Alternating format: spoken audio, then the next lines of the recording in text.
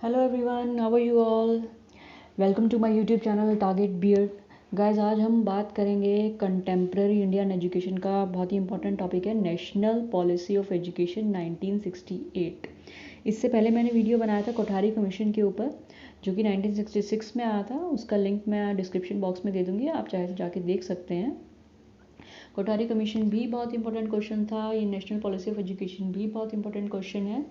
तो डिटेल में देखिएगा एंड तक। आइए जल्दी से स्टार्ट करते हैं। Let's start.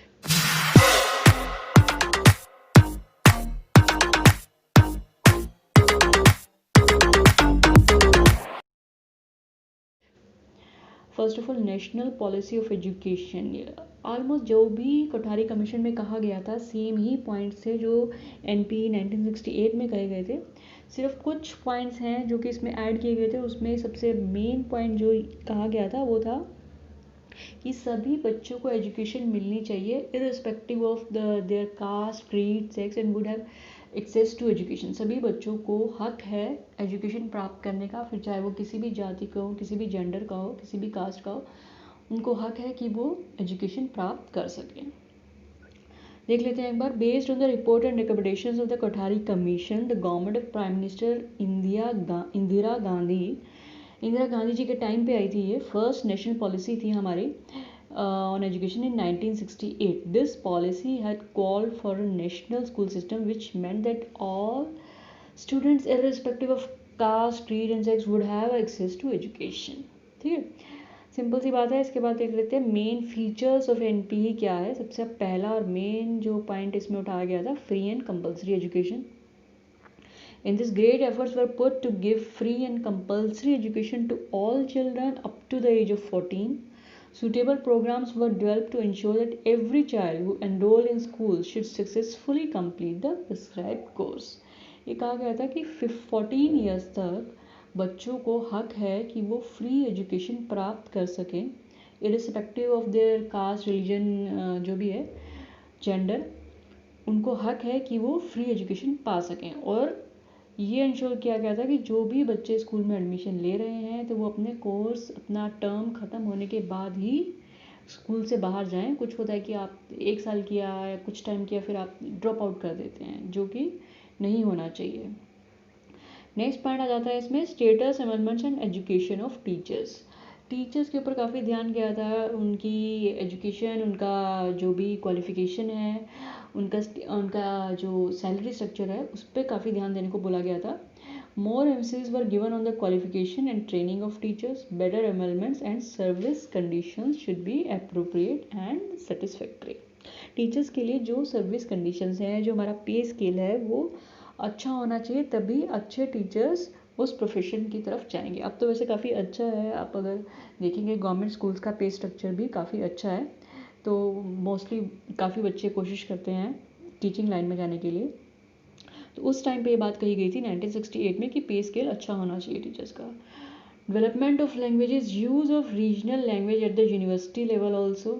3 language formula Kothari commission में भी कहा गया था, इसमें भी कहा गया था। Regional language, use of Hindi and English language, development of Hindi and Sanskrit language. ये कुछ लैंग्वेजेस के इम्प्रूवमेंट की बात कही गई थी इसमें। इंटरनेशनल लैंग्वेज इंग्लिश का होना भी बहुत ज़रूरी है।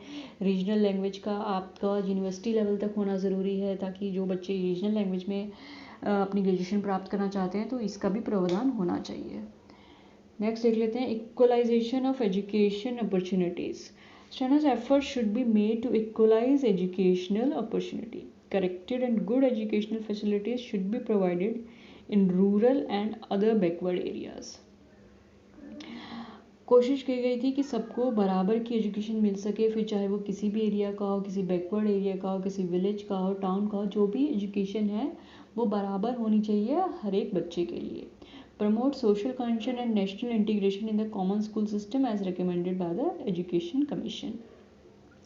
बच्चों के अंदर एक नेशनलिटी की फीलिंग होनी चाहिए। अपने आसपास की सोसाइटी को हम कैसे इम्प्रूव कर सकते हैं, एक कॉमन स्कूल सिस्टम में जो भी हमारा नेशनल इंटीग्रेशन है, मीन्स आप एक ही स्कूल में हर जाति के, हर धर्म के, हर जगह के लोगों को आप एडमिशन दे रहे हैं, तो एक नेशनल इंटीग्रेशन, एक एकता की इम्प्रूवमेंट होती है बच्चों में, बच्चों को जानकारी मिलती है अपने आसपास की सोसाइटी की, अपने आसपास के रीजन की, रिलीजन्स की, तो वो होना बहुत ज़रूरी है। Effort should be made to improve the standards of education in general schools. जो स्टैंडर्ड है वो इम्प्रूव करने की बात कही गई थी। लड़कियों की एजुकेशन के ऊपर जोर देने को कहा गया था। More intensive efforts are needed to develop education among the backward classes की एजुकेशन के ऊपर ज़्यादा ध्यान देने के लिए बोला गया था। Educational facilities for the physically and mentally handicapped children should be expanded and attempts should be made to develop integrated programs enabling the handicapped children to study in regular schools। ये कहा गया था कि जो भी फिजिकली या mentally handicap बच्चे हैं उनको हक होना चाहिए कि कुछ ऐसे प्रावधान होने चाहिए, ऐसी फैसिलिटीज़ होनी चाहिए कि वो जनरल स्कूल में, नॉर्मल स्कूल जो होते हैं बच्चों के साथ, उन्हीं के साथ वो जाके पढ़ सके, क्योंकि at the end of their education उनको उन्हीं नॉर्मल लोगों के बीच में जाके रहना है, उन्हीं के साथ में जॉब करनी है, उन्हीं के साथ में आगे बढ़ना है। तो ऐसे फैसिलिटीज़ होनी चाहिए कि नॉर्मल स्कूल्स में बच्चों के साथ घुल मिल सके और उनके साथ आगे बढ़ सके। नेक्स्ट पॉइंट है identification of talent. For the cultivation of excellence, it is necessary that talent in diverse fields should be identified at an early age. Early age में कोशिश करनी चाहिए कि बच्चों की जिस भी चीज़ में रुचि है उसको टीचर पहचान सके और उसको नरिश कर सके, उसको प्रोत्साहन दे सके कि वो उस फील्ड में जाके अच्छा कर सके। तो identification of talent at an early age होना भी बहुत ज़रूरी है। Work experience and national service. The school and the community should be brought closer through suitable programmes of mutual service and support. School और कम्युनिटी को एक साथ मिलकर काम करना चाहिए। अपने स्कूल के अंदर कुछ कुछ ऐसे प्रोग्राम्स डेवलप करवाने चाहिए जिससे बच्चे अपने आसपास की कम्युनिटी को कैसे कुछ प्रोवाइड कर सकते हैं, अपने एजुकेशन से कैसे उसको इम्प्रूव कर सकते हैं, कैसे हेल्प कर सकते हैं, तो वो भी बच्चों को सिखाना चाहिए।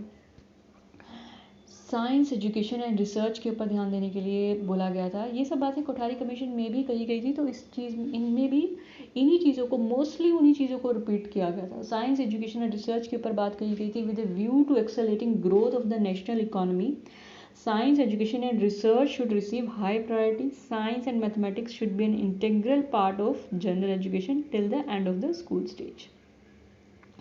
जो साइंस है, मैथ है, वो आपका एक उसको एजुकेशन का मेन पार्ट होना चाहिए, जो आपके स्कूल के एंड तक पढ़ना ज़रूरी होना चाहिए। ये सेम बात कही गई थी कोठारी कमीशन में भी, साइंस और मैथ्स का होना बहुत ज़रूरी है जब तक कि आपका स्कूल लेवल ख़त्म नहीं हो जाता। Education for agriculture and industry, agriculture और इंडस्ट्री पे एम्फोसाइज किया गया था। There should be at least one agriculture university in every state. Every state में जो बातें कही गई थी उन्हीं को थोड़ा थोड़ा और एलेबरेट किया गया था कि हर स्टेट में एक एग्रीकल्चर यूनिवर्सिटी होना बहुत ज़रूरी है। बाकी यूनिवर्सिटीज़ में भी एक अलग से कोई ऐसा डिपार्टमेंट बनाए जो एग्रीकल्चर की स्टडीज़ करवाए। टेक्निकल एजुकेशन का होना भी बहुत ज़रूरी है। जो भी टेक्निकल एजुकेशन है उसमें बच्चों को प्रैक्टिकल ट्रेनिंग दें ताकि वो बच्चे उस चीज़ में बेहतर उस चीज़ को समझ सकें और बेहतर जो अपने जॉब में जाके कर सकें। Technical education and research should be related closely to the industry. उस चीज़ में रिसर्च होनी चाहिए। There should be provision for continuous cooperation between the two. ठीक है, एग्रीकल्चर और टेक्निकल एजुकेशन को इम्प्रूव करने के लिए बात कही गई थी। प्रोडक्शन ऑफ बुक्स की बात आ गई अब। The quality of books should be improved by attracting the best writing talent. Immediate steps should be taken for the production of high quality textbooks. High quality textbooks improve करने के लिए कहा गया था। Frequent changes of text books should be avoided. बार बार एक text books को चेंज करने के लिए मना किया गया था। जो भी है आप एक बार रिसर्च करके बुक्स को प्रोवाइड करवाएं और लो कॉस्ट पे प्रोवाइड करवाएं ताकि बच्चे उस बुक को खरीद सकें। The possibility of establishing autonomous books corporation on commercial lines should be examined and effort should be made to have a few books text books common throughout the country. मतलब ऐसा नहीं होना चाहिए कि आप एक ही तरह की बुक को बहुत तरह के पब्लिकेशंस उसको प्रिंट कर रहे हैं, बहुत सारे ऑथर्स उसको अलग अलग वे में प्रिंट कर रहे हैं, सेम आपका मटेरियल है, तो उससे थोड़ा कन्फ्यूजन होता है और वो कमर्शियल लाइन पे भी आप कंपटीशन आने से जो होता है कमर्शियल लाइन पे बच्चों को बुक्स महंगी मिलने के लिए ये कहा गया था कि महंगी नहीं होनी चाहिए। नो प्रॉफिट के ऊपर और नो लॉस के ऊपर बच्चों को बुक्स प्रोवाइड करवानी चाहिए ताकि बच्चे इजीली उस बुक को एक्सेस कर सकें। और एक ही ऐसी टेक्स्ट बुक्स होनी चाहिए जैसे हमारी एनसीईआरटी की बुक्स हैं, ऐसी बुक्स प्रोवाइड करवाएं जो आपकी through out the country same रहे, ताकि बच्चे नॉमिनल कॉस्ट पे उसको खरीद सकें और अफोर्ड कर सकें। Special attention should be given to books for children and to university level books in regional languages. Regional languages में जो बच्चे पढ़ना चाहते हैं तो रीजनल लैंग्वेजेस में भी यूनिवर्सिटी लेवल तक आपकी बुक्स होनी चाहिए। एग्जामिनेशन के ऊपर बात कही गई थी, a major goal of examination reforms should be to improve the reliability and the validity of examinations and to make evolution a continuous process. वही बात है कि जो आपका एवोल्यूशन है वो एक कॉन्टिन्यूस प्रोसेस होना चाहिए। ऐसा नहीं होना चाहिए कि एग्ज़ाम के एंड में आपने एक बार एग्ज़ाम दे दिया, सॉरी ईयर के एंड में आपने एक बार एग्ज़ाम दे दिया और आप नेक्स्ट ईयर नेक्स्ट क्लास में प्रमोट हो गए। कॉन्टिन्यूस इंप्रूवमेंट होना चाहिए, कॉन्टिन्यूस एवोल्यूशन होना चाहिए ताकि बच्चे टाइम टू टाइम अपने आप को इम्प्रूव कर सकें। ठीक है, सेकेंडरी एजुकेशन के ऊपर क्या बात कही गई थी, there is need to increase facilities for technical and vocational education.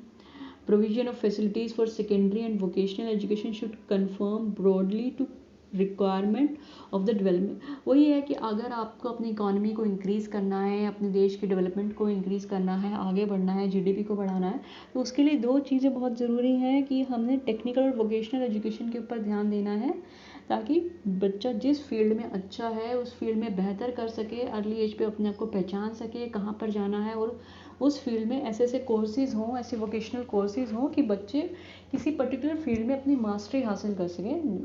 There are number of fields इसमें दिया हुआ है, such as agriculture, industry, trade, commerce, medicine, public health, बहुत सारे फील्ड्स हैं, आर्ट एंड क्राफ्ट। इन सब में जिस भी चीज़ में बच्चे की रुचि है वो उसमें जाके अपना वोकेशनल कोर्स कर सके। यूनिवर्सिटी एजुकेशन के ऊपर क्या कहा गया था कि number of students admitted to a college और university department should be according to the laboratory, library and other facilities and the strength of the staff. अगर आप किसी बच्चों को, मतलब जो भी बच्चे आप एडमिशन ले रहे हैं यूनिवर्सिटी लेवल में, तो जितनी हमारी फैसिलिटीज़ हैं, जितनी हमारे पास फैसिलिटीज़ हैं उसके अकॉर्डिंग ही हम बच्चों को एडमिट करें। ऐसा ना हो कि हमारी फैसिलिटीज़ कम हैं और हम बहुत ज़्यादा बच्चों को एडमिट कर लें। New universities should be open only after an educate provision हो। अगर आप कोई न्यू यूनिवर्सिटी ओपन कर रहे हैं तो इससे पहले आप ध्यान रखें कि आपके पास एजुकेट फंड्स हैं ताकि आप प्रॉपर स्टैंडर्ड्स के साथ यूनिवर्सिटी ओपन कर सकें। Special attention should be given to the organisation of post graduate courses and to the improvement of standard of training and research. Training और रिसर्च के ऊपर बात की गई थी कि कोई भी आप पोस्ट ग्रेजुएट कोर्स खोल रहे हैं या कोई भी न्यू ऑर्गेनाइजेशन खोल रहे हैं तो उसके लिए आप पहले पूरा ट्रेनिंग और रिसर्च आपके पास होना चाहिए, तभी आप उस लेवल की ऑर्गेनाइजेशन और पोस्ट ग्रेजुएट कोर्सेज को ला सकें। उसके बाद है part time education and correspondence courses. ये उनके लिए था कि किसी वजह से अगर कोई लोग ड्रॉप आउट कर गए हैं या कोई अपनी एजुकेशन पूरी नहीं कर पाए हैं या कोई बाद में जाके किसी के पास टाइम नहीं है तो वो कॉरस्पॉन्डेंस के थ्रू या पार्ट टाइम एजुकेशन के थ्रू भी अपनी स्टडीज़ पूरी कर सके। Part time education and correspondence courses should be develop on a large scale at the university stage. Such facilities should also be developed for secondary school students, for teachers and for agriculture, industrial and other workers। जो भी लोग हैं, teacher है, चाहे कोई agriculture से जुड़ा हुआ है, इंडस्ट्री से जुड़ा हुआ है, कोई वर्कर है या कोई स्कूल स्टूडेंट है, जो भी सबके लिए ओपन होना चाहिए ताकि वो पार्ट टाइम या कॉरस्पॉन्डेंस कोर्सेज के थ्रू भी अपनी एजुकेशन पूरी कर सके। Spread of literacy and adult education, इसके ऊपर जोर दिया गया था कि कोई अडल्ट है और कोई किसी वजह से कोई नहीं पढ़ पाया, कोई इलिटरेट है, तो ऐसे ऐसे प्रोग्राम्स कंडक्ट करवाए जाएं कि एक लिटरेसी प्रोग्राम्स कंडक्ट करवाए जाएं ताकि हम लोग, बड़े लोग जो हैं जो किसी वजह से पढ़ नहीं पाए हैं उनको हम एजुकेट कर सकें, उनको लिटरेट बना सकें, उनके पाँव पे खड़े हो सकें ताकि वो, तो उसमें टीचर्स और स्टूडेंट्स को कहा गया था कि वो एक्टिवली इन्वॉल्व हो इन सारे एक्टिविटीज़ में, कैंपेन्स में। गेम्स एंड स्पोर्ट्स पे कही गई थी बात। Games and sports should be developed on a large scale with the objective of improving the physical fitness and sportsmanship of the every student.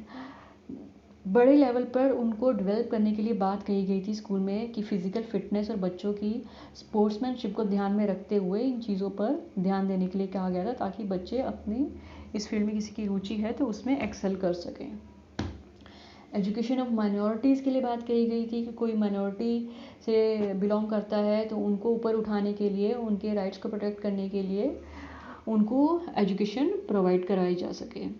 The educational structure will be advantages to have a broadly uniform educational structure in all parts of the country। वही जिसमें basically हम सब लोग पढ़े हैं 10+2+3+2 तक हमारी जो स्कूलिंग होती है, उसके बाद जो 3 साल की ग्रेजुएशन होती है, तो वो एक एजुकेशनल स्ट्रक्चर कहा गया था जो through out the country same रहेगा। आपके जितने भी बच्चे होंगे वो इसी एजुकेशन स्ट्रक्चर से बड़े होंगे, अपनी स्टडीज़ कंप्लीट करेंगे। तो ये था हमारा आज का वीडियो, जो कुछ बातें कही गई थी नेशनल पॉलिसी ऑफ एजुकेशन 1968 में जो आया था। इससे पहले कोठारी कमीशन किसी ने नहीं देखा है तो पहले प्लीज़ वो देखें, उसके बाद ये देखें, तो आपको समझ में आने में भी जल्दी कोई प्रॉब्लम नहीं होगी, जल्दी समझ में आ जाएगा। So thank you so much for watching, that's all for today, have a nice day, good bye.